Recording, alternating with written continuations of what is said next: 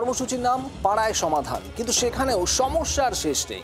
Booth সভাপতি নির্বাচনকে ঘিরে দফায় দফায় উত্তেজনা ছড়ালো পশ্চিম মেদিনীপুরের দাসপুরে।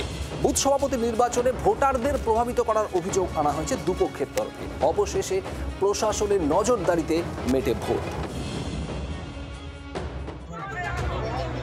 শয় শয় লোকের ভিড়, তার মধ্যেই চিৎকার চেঁচামেচি, কথা কাটাকাটি, শুধু যা হাতাহাতি হতেই বাকি ছিল পাড়ায় সমাধান কর্মসূচিতে।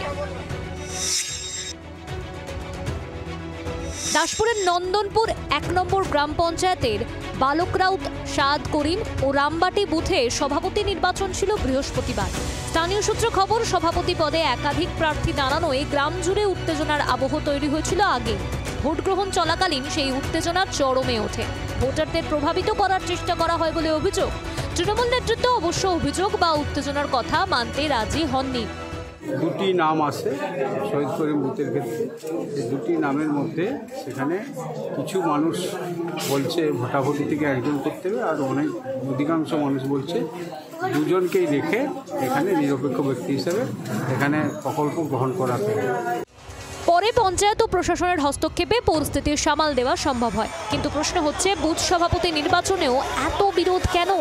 পাড়ায় সমাধান কর্মসূচির প্রধান শর্তই হচ্ছে স্থানীয় মানুষদের মতামতকে গুরুত্ব দেওয়া। সেখানে কি রাজনৈতিক দলগুলোই দাপট দেখিয়ে চলেছে?